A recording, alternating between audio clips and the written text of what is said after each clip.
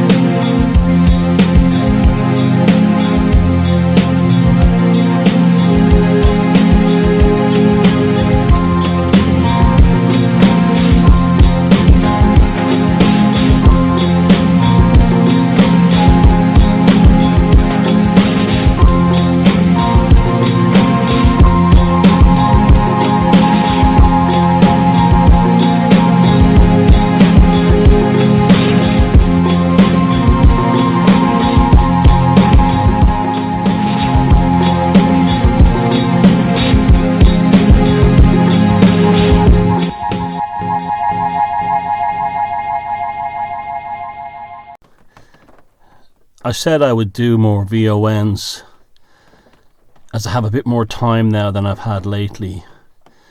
So you're getting another one today or tonight or wherever you live.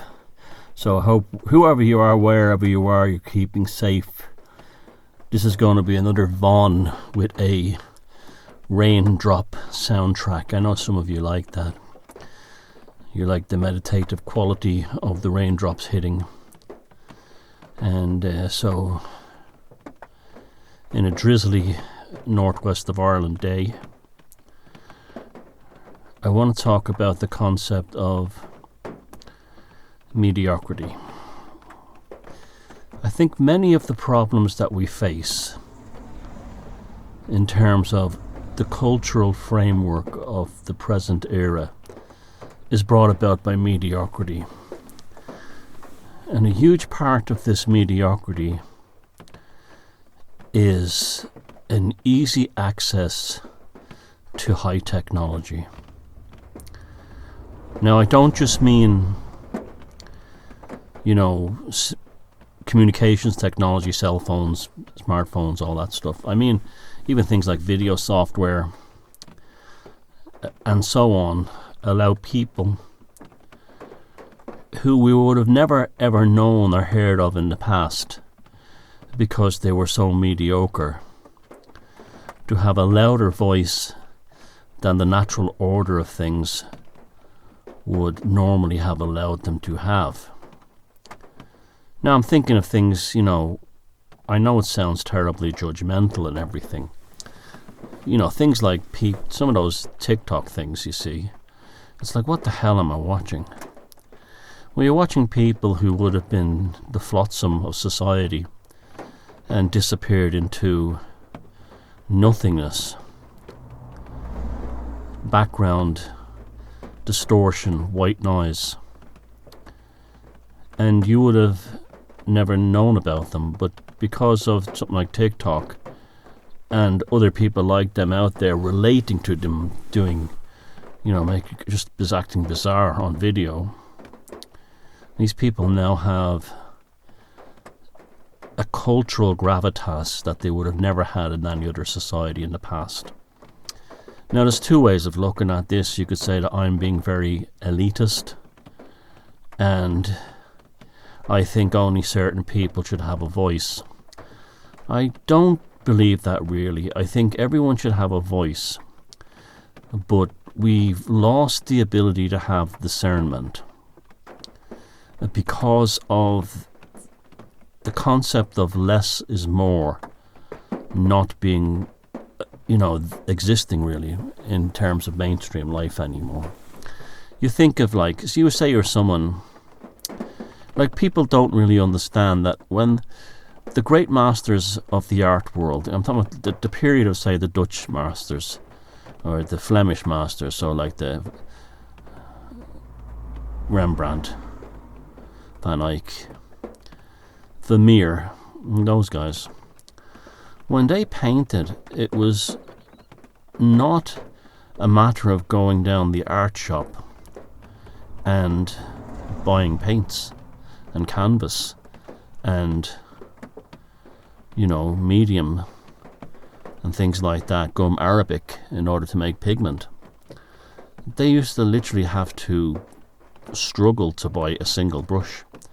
They would often have to make their own pigments, or they would have to depend on commissions for rich people, which is what you see in the Dutch and Flemish painters, is that they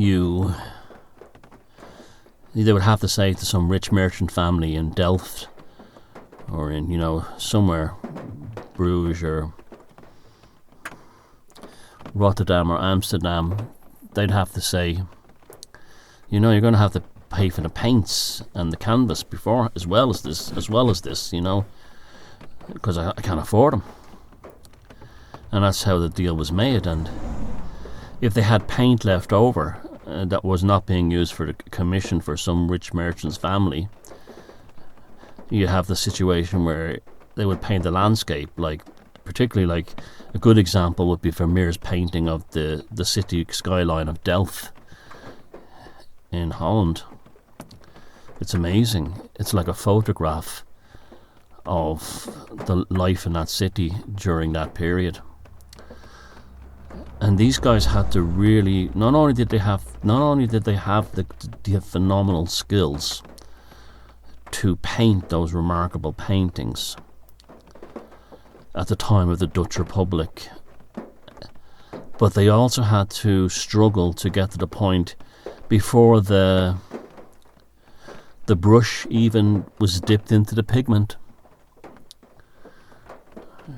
That was an odious struggle. That was work.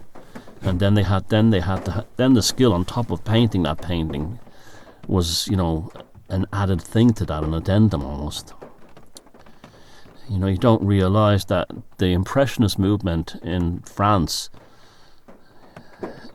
you know, those paintings that the likes of Monet in Brazil and Degas did in Fontainebleau Forest outside Paris, that was because Winsor and Newton tube paints from England were available, and they could do plein air painting outdoors while they were students, just because they didn't have to mix it with play around with turpentine and oil, you know, other than cleaning their brushes and stuff. But the tube paints made it so much easier for them to express.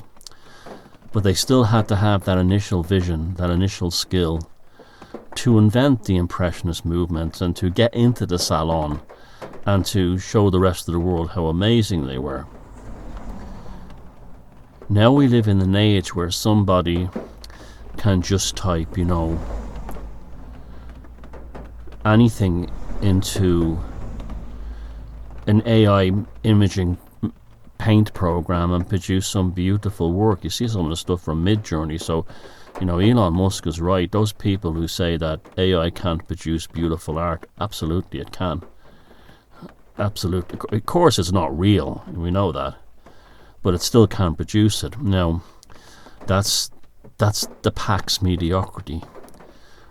You know, you compare that to the work that Vermeer and earlier on what other artists had to do, you know. And on top of that, artists were considered the scum of the earth in times of, like, say, the Renaissance. The likes of Michelangelo would have been considered an absolute scumbag. And some of them lived up to that reputation, like Caravaggio. But these people had supernatural skills to take something from, they were magicians, to take something from imagination and to spool it into existence purely by that imaginative force operating through their nervous system and coming out through their fingertips. And that goes for things like speech, singing, everything. Now we have a situation where people go, I love you, I love you, on a TikTok video, and it gets countless millions of views, and these people are making $40,000 a day. I love you, I love you, ice cream, yum.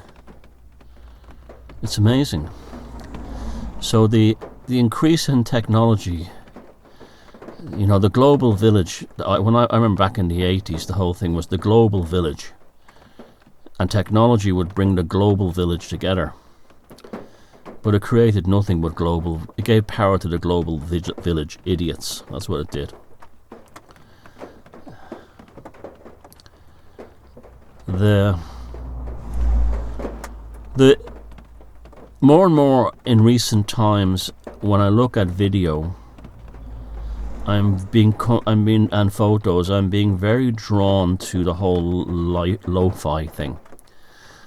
There's lots of filmmakers out there on YouTube and other places who are purposefully making lo-fi video films that are often very surrealist, that kind of mix facts and fiction. They often have a hauntological or a supernatural, paranormal aspect to them, conspiratorial, and that's been going on for a while. And in the past, it wasn't always, self-conscious.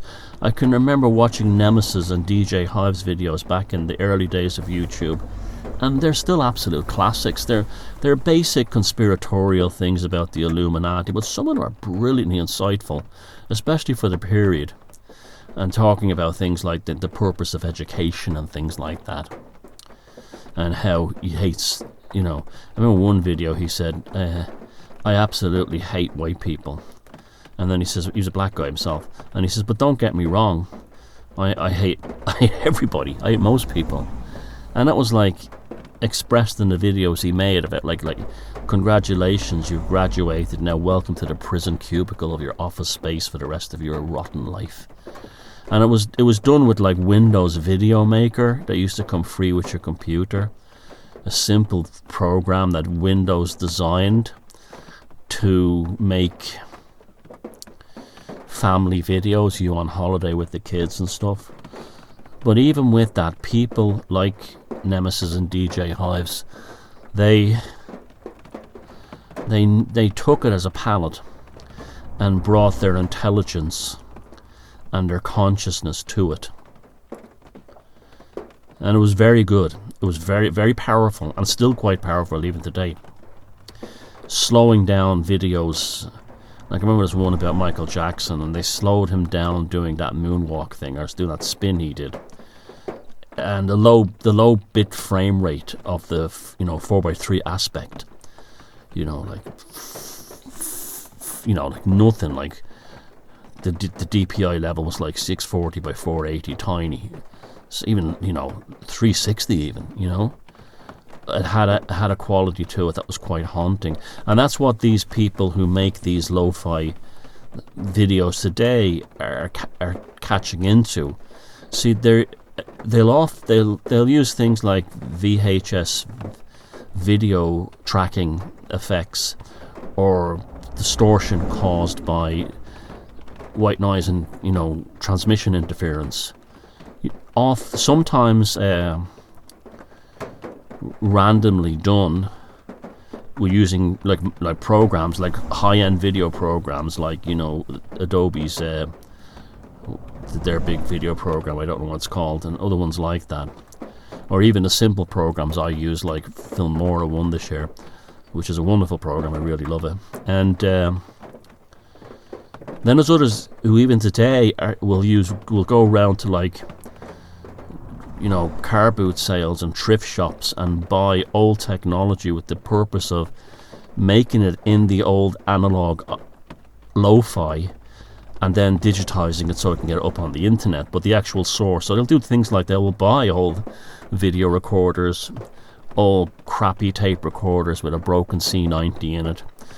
They will do things like take photographs with 35mm films put into like box brownie cameras with adapters that are 3D printed, so you can run cheap 35mm film through them and get photographs to capture that Lomo effect that caused by the chromatic coating on the lens fading, so you get a slight colorization at the ends. They'll do things like buy old Ericsson and Nokia phones, and they will, film with them with the low bit rate and the the limited time of recording, and then again bring it all into a program after they've digitized it, or as if it's already digitized, scanned or whatever, and then make a film. And it's very, very effective, the lo-fi stuff. Very effective. It's very, very effective. It's taking, and why is that? Because it harkens back to a time in the video, the early days of video, where we did not have all the gadgets on our desktop or laptop. Like, I'm not knocking the Adobe stuff or the high-end video stuff like Sony Vega. I'm not putting that down. I'm just saying it's there's something magical about using the low-end stuff. Something magical about it, and it's because it requires creativity and an understanding of the aesthetic to convey a story within a visual narrative that's got little or no script. What's happening is the viewer is watching the video, and there's two things going through your head. What the hell is this shy? And what is he trying to say here? What's this person trying to say here? And that's because the lo-fi thing, it's like the way you look at 70s movies, right? And you had movies that were very deep films that would never get made today. You even think of like 2001: A Space Odyssey. It's got very little dialogue in it. Or the film If with Malcolm McDowell. Those kinds of films. Britannia Hospital, they don't have a defined plot. This is one of the reasons I love David Lynch's 1984 Dune, and that's why people don't get it. It's like you need to like fall into that movie rather than have the script explained to you like a child. And nowadays you have Hollywood films made, but like they're all the Superman blockbusters with loads of bangs and explosions, coupled with this like childlike morality plays of wokeism and the message, as the critical drinker calls it.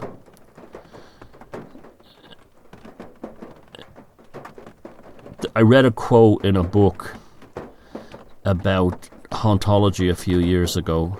I don't remember which one it was. And the guy was talking about this growing movement of people buying old VHS and Betamax cameras and even Super 8 films cameras to try and get back to this kind of rawness. And the thing he said was that with digital filmmaking, and it is a remarkable thing, you have lossless abilities, meaning that you can make multiple copies from the same film without losing any of the quality, like you would in the old days with those mixers that they had on video mixing, when you had two VHS tapes and then a master tape, and you had these knobs you used to turn to move the frame backward or forward, and you would punch it in, and then the more you did punches in and copies, the quality deteriorated. And this was no good if you wanted to make a cinematic type film or a high-end video production. You needed clarity. So digital is lossless, but the person said, but the price you pay for the video being lossless is that it's also gainless. Because often these missing parts within the presentation often cause space for pause. And I'm talking about, like, you look at the movie, and it's not a very good movie, and it has aged very badly. Poltergeist, the Steven Spielberg film. But that's the whole concept of the white noise on the television, whether it's PAL or ATSC or CCAM, projecting on a 4x3 screen, either 625 or 405 lines, depending where you live in the world, scan lines. And you're just staring at it, and your mind is making pictures, simulacrums, or filling in things in your own mind, or putting you off into a meditative state, like what happens when you look at the flickering flames of a fire or a candle. You're transported. And that's the gain. The gain is you filling in the blanks with your own imagination and your consciousness. And this is what's happened with the modern world. We see technology, when I say we, I don't mean people like us in the tribe, but I'm talking about the prevailing zeitgeist globally, is that technology is the answer to everything. It's the answer to everything. And then every so often we're given a message that seems to be puzzling, that causes you to stop and think, that's a bit strange. Like, for instance, the number of people, including recently the guy from World Party, and I'm not dancing on these people's graves or anything, by the way, and the tennis coach or reporter who was pounding Novak for not getting the needlecraft. They all seem to be getting struck down by it, just so people can dig up their Twitter feeds where they were saying things like that people who didn't get the needlecraft during the lockdown, they should be arrested or forced or have their medical care taken from them. All appalling things. Remember the Kaiser Chiefs? I bet that guy is who basically did, that scene in The Wall where Bob Geldof starts, he turns the concert into kind of a Nazi rally. And that's what happened in that Kaiser Chief video, where you see him going, hands up who got this medication, hand up who got this inoculation, hands up who refused to get the needlecraft. I'm paraphrasing to not get into trouble, and using the hobo language of Thomas Sheridan world, which many of you are familiar with. And the audience booed, and it was literally microns away from the audience attacking people who were not transubstantiated by the sacred needlecraft. There's lots of people now watching him and his band like a hawk for when one of them drops, so they can dig out this video. And I bet he's even thinking about that at this point now. And this is not like Schadenfreude. It's not even that. It's almost like, well, there you go. There's a message being put out there by natural law, by the gods, by the goddess of eternal justice, to show that these people were very much on the wrong side of history, which they absolutely were, and even back then. But human nature being what it is very easily led. Most people don't want to actually think for themselves. They want to be led. Once you don't take away their football from them, or from, Aldous Huxley said that, or their religion from them, or you give them a substitute religion like they did during the lockdowns, where the whole COVID thing became a spiritual experience for so many of these people, particularly here in Ireland, where lots who had their Catholicism and Christianity taken from them in recent decades suddenly all had it back. They had it all back. And you think about the mediocrity of that.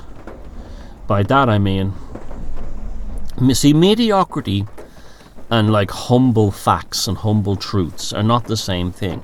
Humility, basicness, and mediocrity are very different things. Mediocrity is almost like a conscious or subconscious effort to turn your back on excellence. And of course, not everyone can be excellent. Not everyone can be exceptional. Not everyone can be wonderful. Not everyone can be gifted. you know. But this is a conscious thing to say, I'm just going to go along to get along because it's the easiest option, and they have this thing in Ireland, what will the neighbours say about me? Irish people used to live, they still do, live in dread normies. What will the neighbours think of us, kind of thing. So mediocrity, it becomes into the ascendancy. Now when mediocrity is in the ascendancy and you have high technology, what you have is the mediocrity, the Pax Mediocrity, a world, an empire of mediocrity, an empire of it. And then you have a dissolution of consciousness. And I believe that this fragmentation of consciousness that we're having in the present age is actually genuinely affecting reality. This is why, I can't understand. You look at someone like, I was talking to Steve Hughes, my buddy, on his podcast the other night, and like Greta Thunberg, how is this person able to meet who is really, TikTok level with President of the United States and address the United Nations? And there's actually countries like Ireland and many, remember your country too, formulating scientific and energy policies based on, even economic policy, based on her infantile rants, which make no sense. Like I saw a video recently of her. She's joined the Palestinian thing, and there's a chant now at these Palestinian events saying occupied territory, there's no climate justice in something like that. You can't have climate justice in occupied territory. That somehow the Israelis inside Gaza are, they're not helping with the fight against global warming. It's like, what? It's like the queers for Palestine. It's like, what? This is born out of not mediocrity and not being able to think. Not being able to think. And you see it all across the board. An immediate insight into a person is, you're dealing with someone who is not very bright if all their opinions in life, whether they be left wing or right wing, align with a specific message that they have been given, in which all these kinds of ideas are encapsulated. You just know. So if you meet a lefty and everything is like trans women are real women, fight climate justice in Gaza, queers for Palestine, these people have thought about nothing. And on the other side too as well, bring prayer back in schools, this kind of thing. And all that nonsense, when you have mediocrity growing, you have cowardice growing. And from cowardice, you have an inability to make a decision based on what's inside your own heart. I'll give you an example. The civil rights movement in America, people thought that had been dealt with, really, with the American Civil War and the abolition of slavery. But you had things in the South like the Jim Crow laws, which people outside, even the South of America, didn't even really know about. They didn't know about there was things like, drinking water fountains for blacks and whites, or black people that sit in the back of the bus and all this stuff. And when we saw these horrific videos coming out, in those days news reports would show, KKK types, but not even that, what they call good old boys or rednecks, hosing black men down who were trying to go into an all-white diner, and hosing them down the streets or beating them or attacking them just because they wanted to eat in an all-white diner, a restaurant. And people all over the world went, Jesus Christ, that's evil. That is evil. Now that decision was based on a time when people used a personal, and I don't like the word moral. I don't like the word moral because it has too much attachments towards things like religion, 10 Commandments and all that nonsense. I'd say human decency. Human decency is stronger when you have less mediocrity.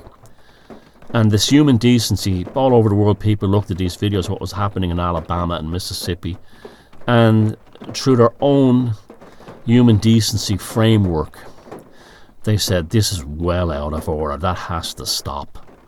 This can't be allowed to continue. And that's their decisions made on seeing something and recognizing the depravity or wickedness of it, you know. And they didn't see it; they saw that. But the day that you have so many people, it's not like that. You're going to have a situation on the left, and believe me, it's coming, where, you know, relationships between 40-year-old men and 8-year-old little boys is going to be suggested as a possible great thing, because the transgender thing is one step towards that. And they'll only believe it because it's part of the overall left-wing framework. That's why you have so many old lefties who cannot see how they're the establishment now, and they still think that they're the counterculture. Even though every single institution you can think of, including things like the Vatican, are under the control of the woke globalist agenda. And they still think that they're standing there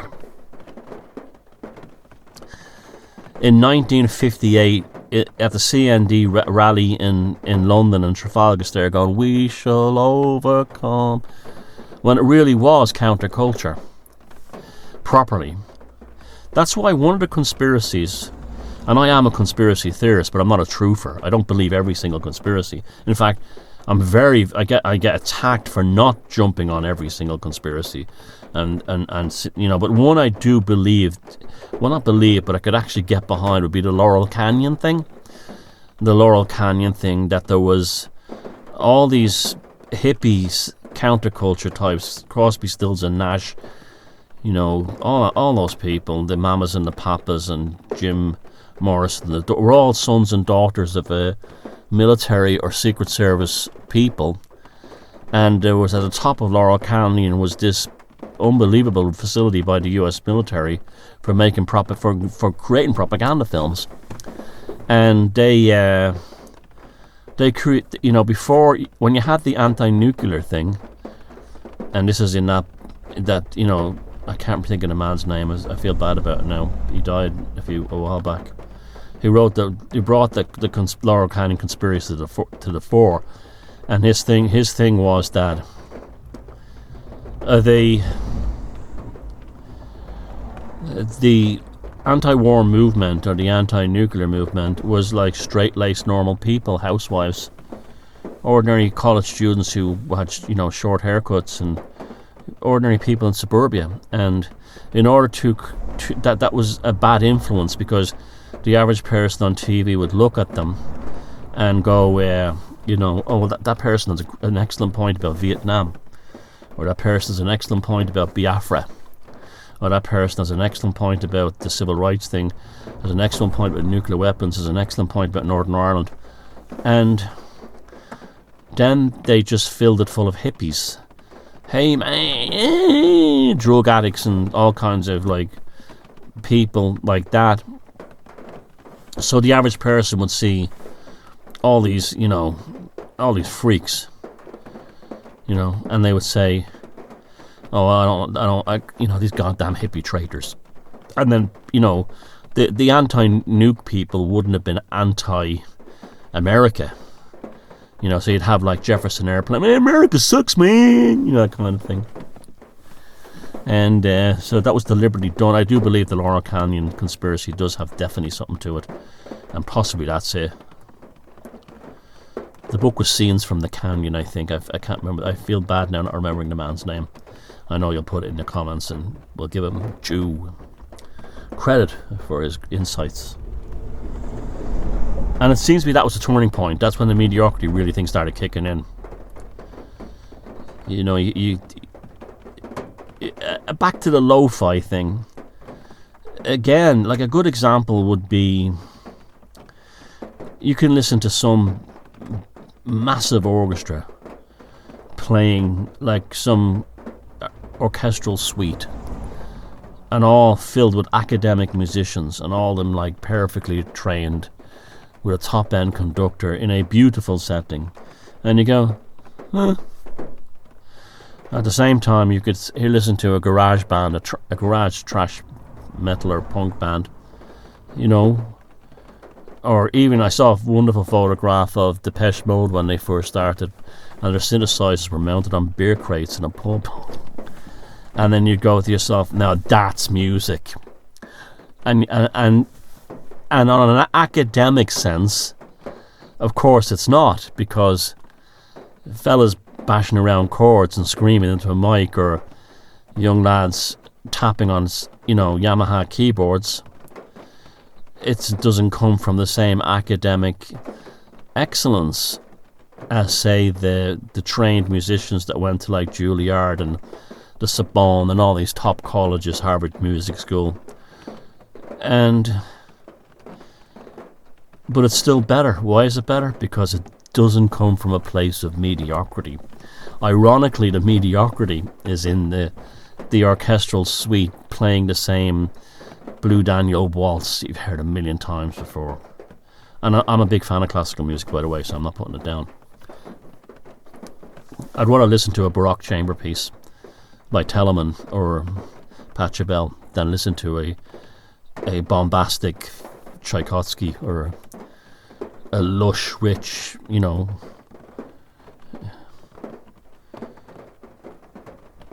Strauss suite orchestral movement.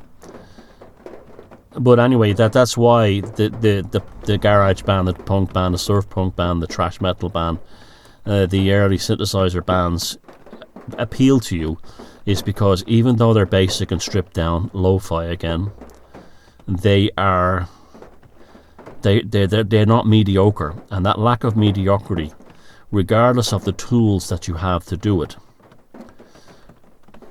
will push you to make yourself better.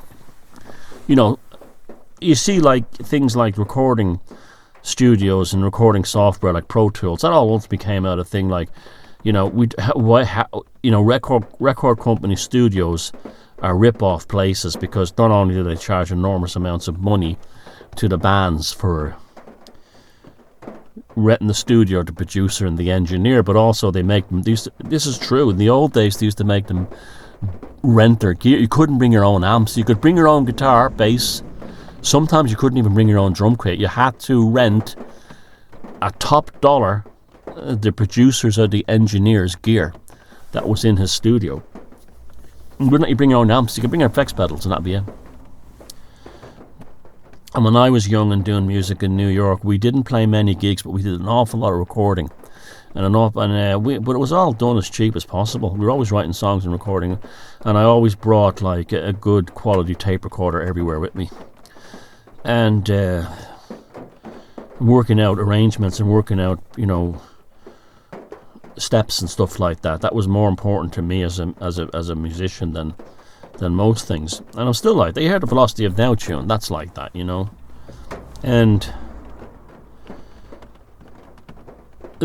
that was all very basic. But everyone says to me that piece of music you'd created for the theme of Velocity of Now is amazing. Well, why is it amazing? Because it came from someone who had listened to all kinds of music, had a real feeling for music, and had a synthesizer. Yamaha has his Yamaha synthesizer, and was just as inspired by something like the theme song from the World in Action TV show and John Carpenter horror movie soundtracks as I was by anything else, whether it be, you know, the first Chew by Army album, Hawkwind especially. Hawkwind was the first band I ever heard that did things with synthesizers that really appealed to me. And again, it was lo-fi, you know, lo-fi. And because when the lo-fi is a place where the mediocrity either goes to die or it goes to become magnificent, you know. And we live in an age where we have access to the same tools that the idle rich in the past had access to. Same tools. And as a result, the same decadence happens. Have you ever seen the movie, the Ken Russell film, The Witches? The Devil, sorry, with Oliver Reed and Vanessa Redgrave. Incredible movie. You heard me talk about it all the time. Based on the true story of the possessions at Loudron in France during the the nunnery there, the Sister Jean at the convent there, Ursuline convent, at the time of the Reformation and the Huguenots and all that stuff, and the horrors that led to, and the madness that it led to. It shows the behaviour of the French royal court, and there's the King of France, and he's like you know, Dylan Mulvaney, who thinks he's a girl today. At the very beginning, he did this weird play where he thinks he's the Botticelli painting of Venus, and all the bishops and all the elites are in the audience and all clapping like, "Oh, bravo, Your Majesty, bravo!" Well, that's because we have same access to the stuff that they have now. That's what you get on, you know, TikTok. I love you. I love you. Ice cream. That's the same thing. The same thing. And it's not good for humanity, because what do we also know about these elite types is how barbaric and perverted they are when they're insulated among themselves. All you have to do, like, it's one of the greatest tragedies of historical study is that when you think about ancient Greece, the first thing that people think of is like they were a bunch of queers and they were knobbing young boys, pedophiles. Even though of the thousands and thousands and thousands of pieces of Greek artwork we have, almost none of them show gay sex. Now, there's, you know, but that's okay. There was always, gay people have always been a minority. That's actually what gave them power, is when they're minority. And it gave them an edge. It gave them a cutting edge. And within the zeitgeist, they all think everyone was like those 4 pieces of pottery where guys are doing, a couple of guys are doing like, you know, acrobatic gay sex.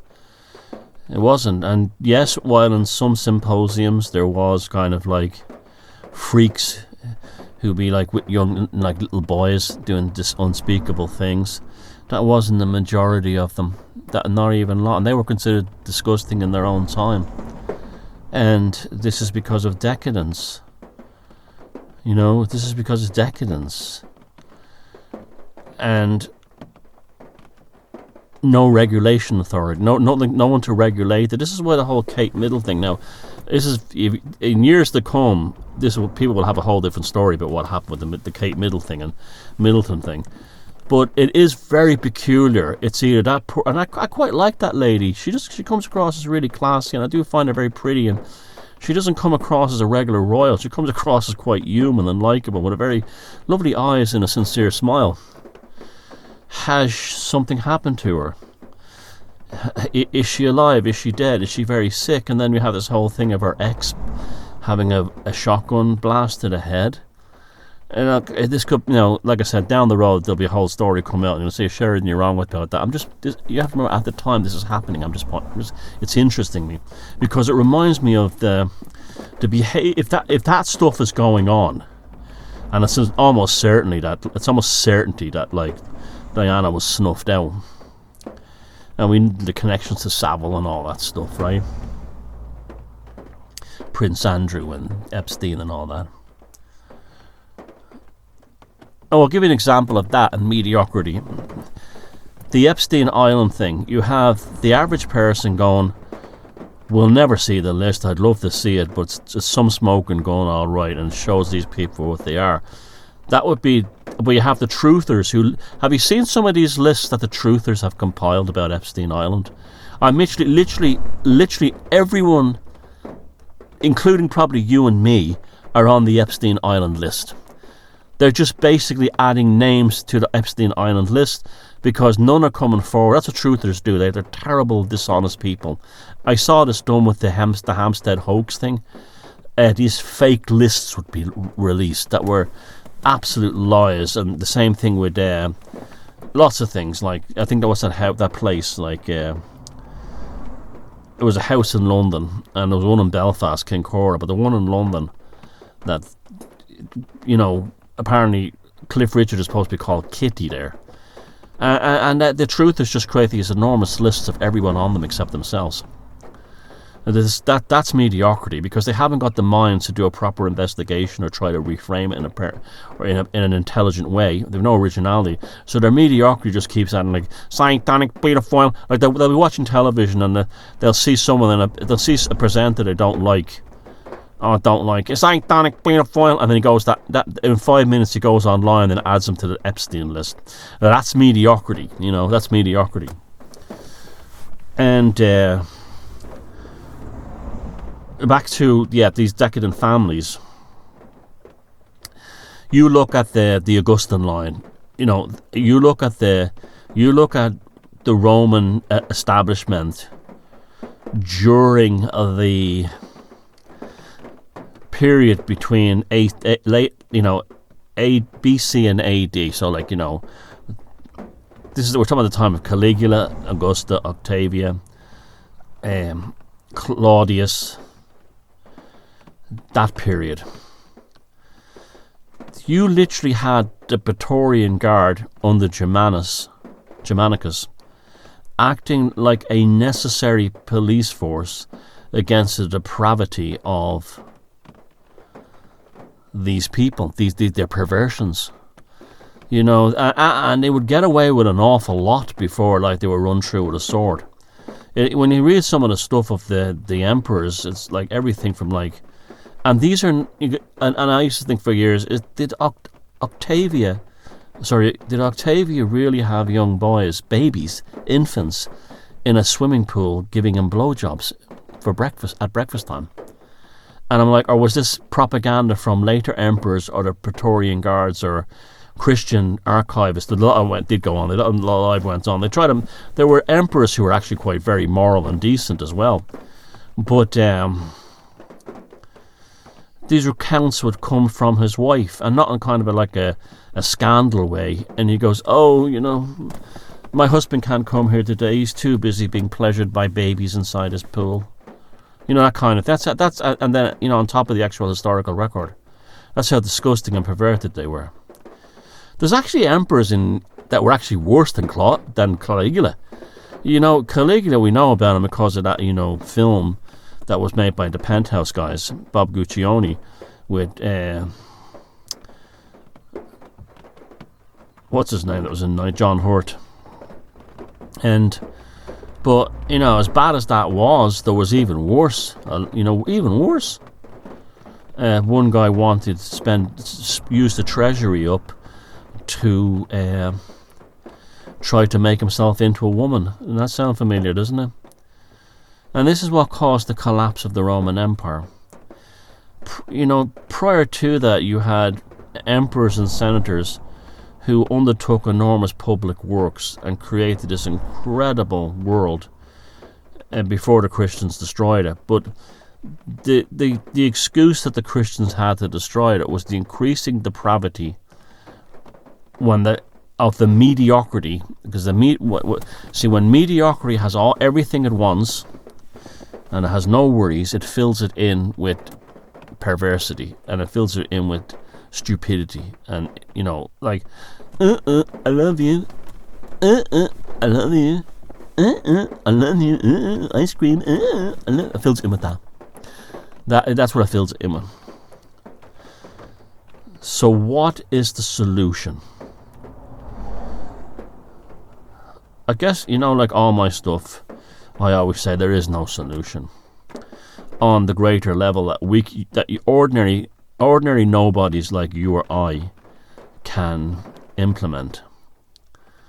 Yes, like during the whole Rona thing, I was saying to people, you do what you want. You take your own medical advice into your own medical destiny into your own hands. And I'd say, I'm just going to wait. That's my thing. Just wait. And maybe you should think about just waiting yourself. And boy, aren't we all glad we just waited until the restrictions ended. And so that's how we triumph above this. A kind of a back to basics process of demolishing dogma and labels inside yourself. Naomi Wolf is going through an enormous awakening in that way, just like Neil Oliver did.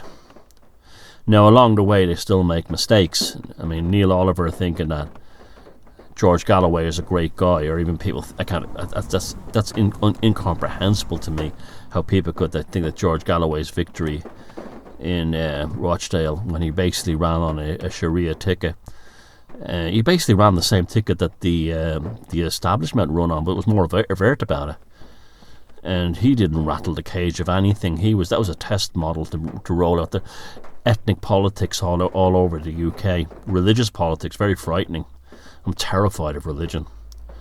And you're going to see a British Islamic party soon, or a British Caliphate movement or something, running for elections. It's like the same way the Greens did eventually, but they'll have much more power and success in the UK anyway. And Galloway was the one who opened that door. And so the politics is nothing for us, absolutely nothing, other than things like people in referendums, whether they be Brexit or Trump, or the recent definitions of the family and motherhood referendums in Ireland.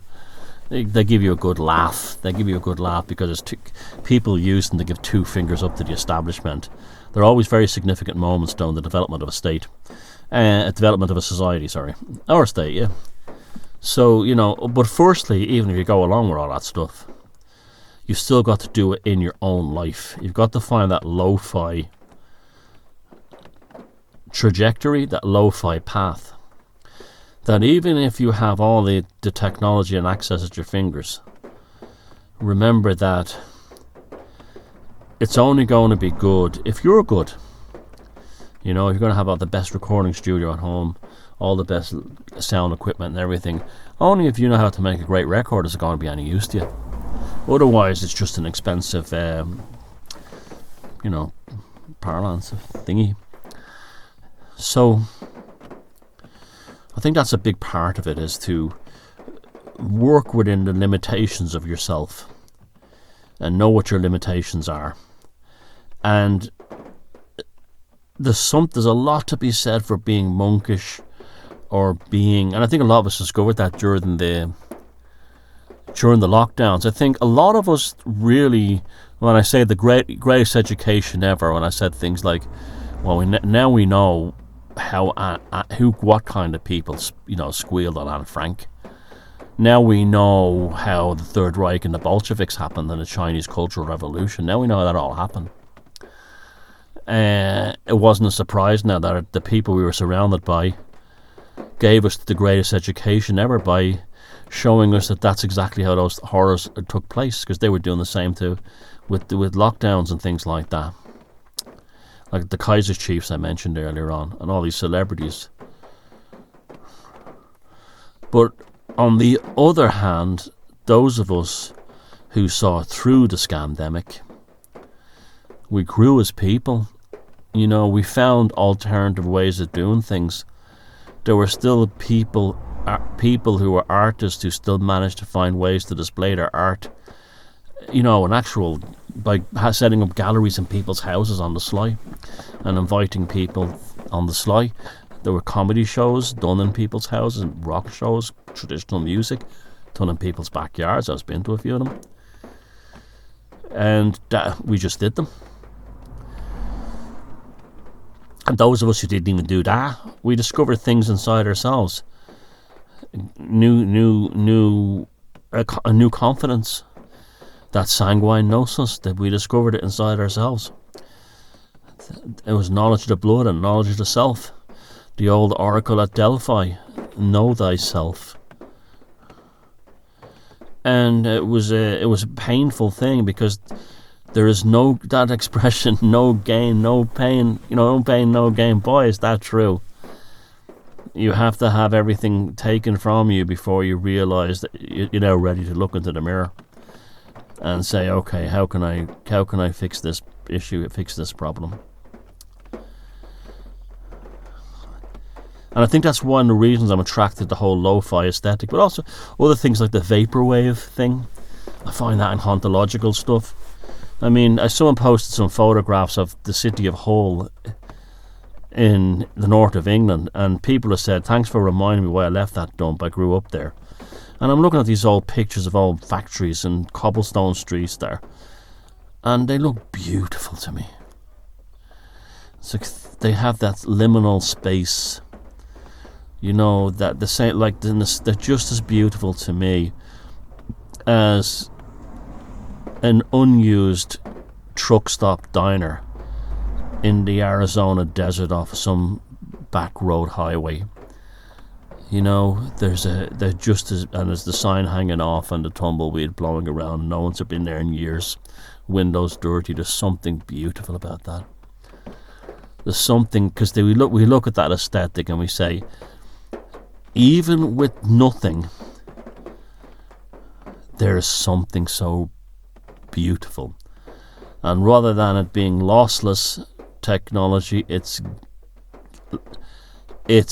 gainful technology, to the passage of time and natural forces, and also your trained eye turns it into something much more than the sum of its parts. And I was not, about a year ago, I was coming back from a speaking tour in Liverpool, in Britain, and I was getting a ferry to Belfast from Birkenhead. Now, Birkenhead has missed out on the development of Liverpool. Liverpool, if you look at it now, it's a really up and coming place. All kinds of buildings, and it used to be an awful dump, but it was a nice place too, nice people in it. But Birkenhead's still run down, hasn't been developed, still has that post-industrial vibe about it. And the sun was setting, and it was a lovely evening with the sun setting, and I just felt like I was in the most beautiful place in the world. An old mill, an old factory, an old warehouse. I love the train station there that they have there, the way it looks, the old red brick building, that square that's in the centre beside it. I was in almost like a psychedelic haze. And people say, why, this place is a dump? It's not a dump, it's beautiful. Because there is an old building that's sitting there derelict and dirty, but by Jesus, it has a hell of a lot more character than what they're offering us in terms of new constructions and building. And also it makes you think, the people who work there, who live there, what did they do there, and the nooks and crannies, and the alcoves and the window settings and the window frames. Everything adds up to something that's really transcendental. The feeling of it. And I really do believe that when you start going into this lo-fi world, you have a wave function collapse where you crash. The current poison of the time, the Pax Mediocrity, or Mediocritas. Yes, Pax Mediocritas. And you move back to an aesthetic and a world and a humanity of more value and worth. Definitely. Absolutely 100%. The beauty for the lo-fi, the liminal space, the hauntological, the vaporwave, the garage aesthetic, within the ethereal gravitas is a very spiritual thing. There's far more spirituality in beholding the moss on the brickwork of an old factory in Birkenhead than there is in a mega church in the United States and some pastor screaming and some band, or even a new age thing like, a new age retreat. There's no spirituality there. They're fake and phony. And there's no spirituality in religious extremism. And when people think of a religious extremism, they think of things like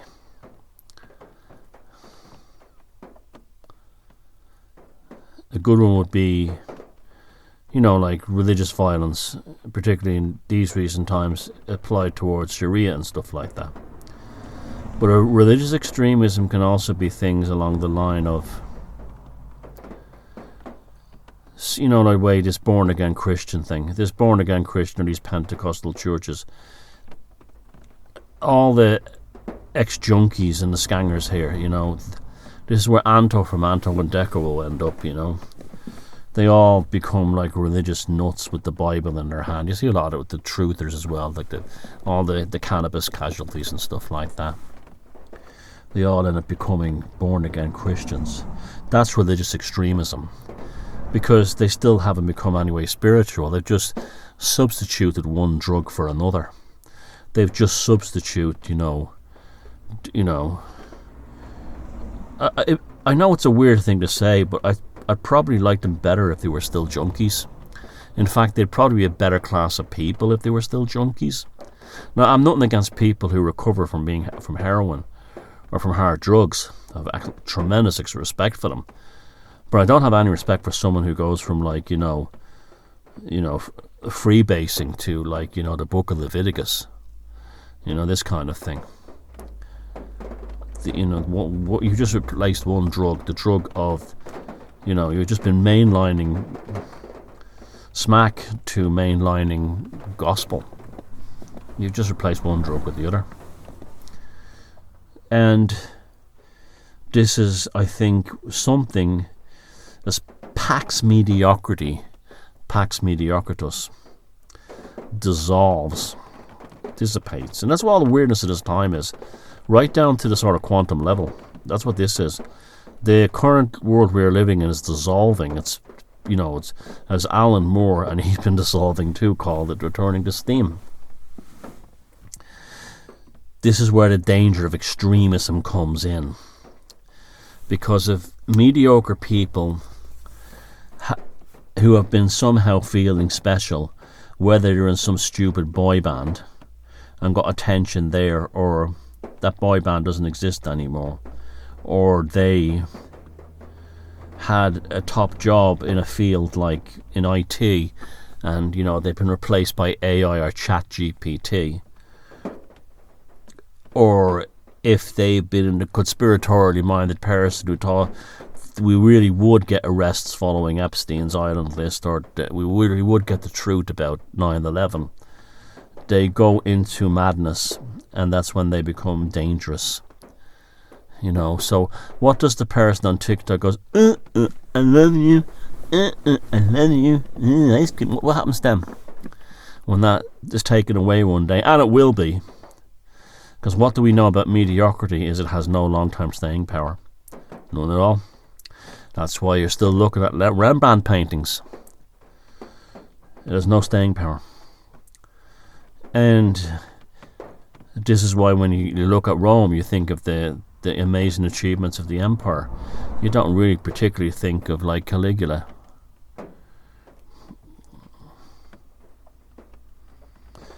It has no staying power. So when you take it away from them, they become fanatics. Usually, sometimes religious fanatics, sometimes all kinds of dangerous people. They become dangerous, mostly to themselves, I might add. And sometimes it's very sad. And sometimes it's very wicked. Very wicked.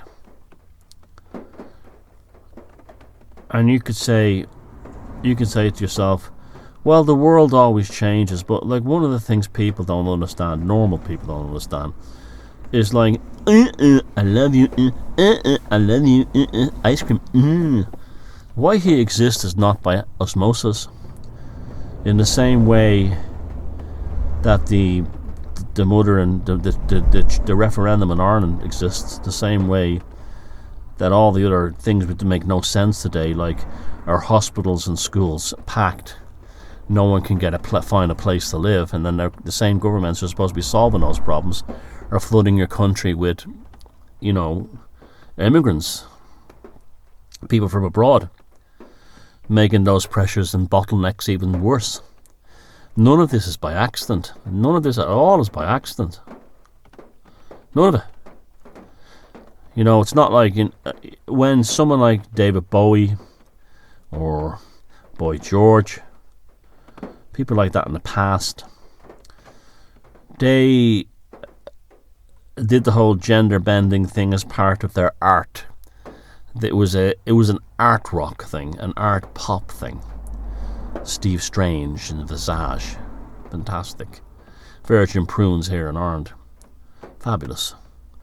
They had to have the talent first, and that's what made that different. It is different when people say, "Oh, sure, why are you having a problem with this? Did you ever see David Bowie back in the day?" And I say, "Yeah, but David Bowie had talent. Boy George has a beautiful, beautiful singing voice. Someone going, I love you, I love you on TikTok. That's what you're trying to say. That's the same thing as Bowie, who made it, make albums like Station to Station and The Man Who Sold the World and not Hunky Dory. It's an okay album, but Low, I think it's a fantastic album. That you're comparing that to that, and they're comparing that to that. Because they know they live in fear of excellence, exceptionalism. They live in fear of it. Absolutely, they live in fear of it.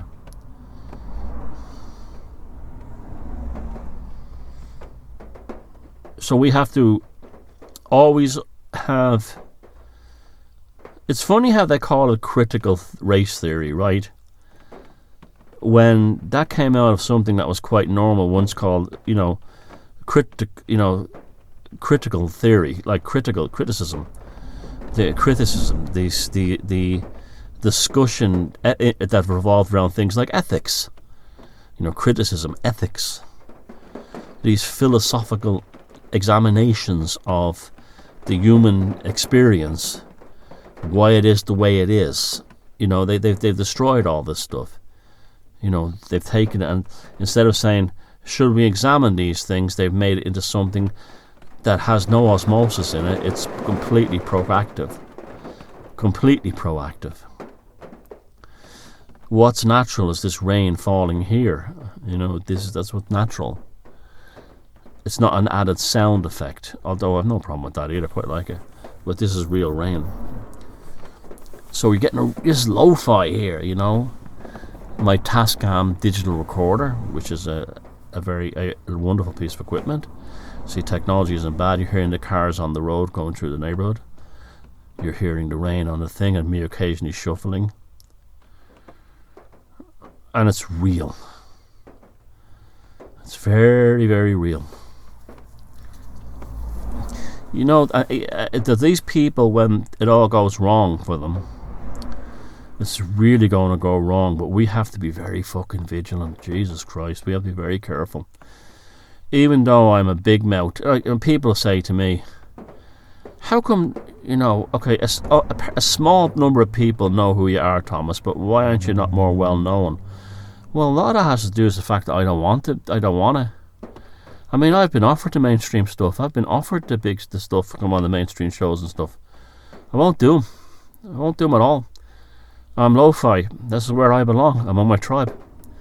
And my message is not for the I love you. I love you. It's not for those.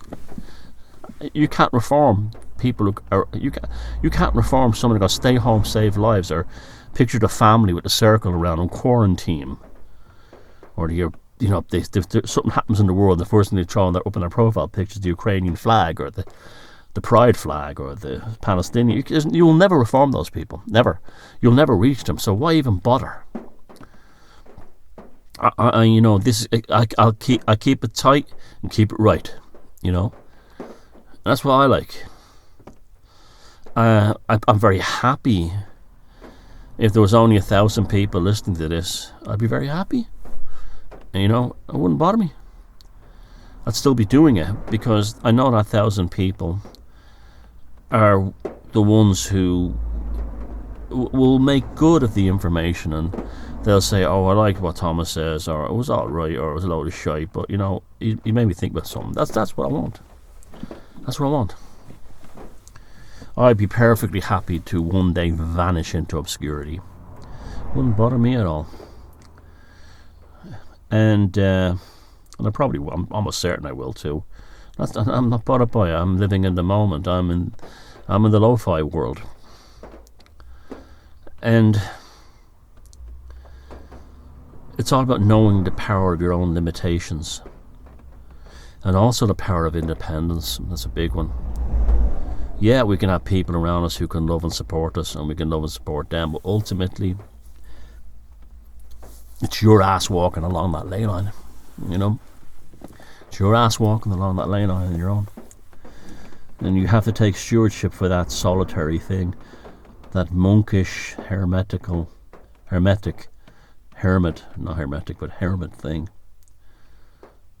You've got to own that. You've got to own that bitch. You've got to own that bitch. The solitary man or woman. Not become a recluse or anything, but you've got to own that as well.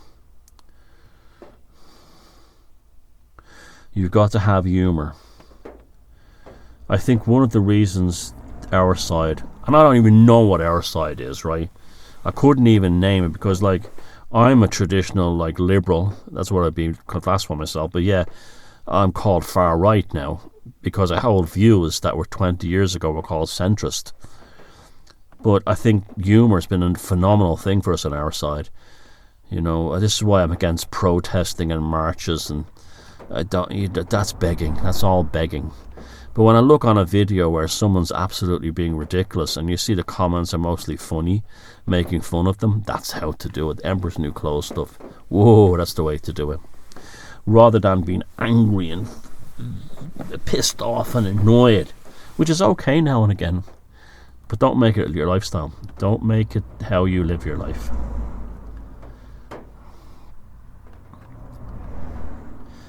A joke that's funny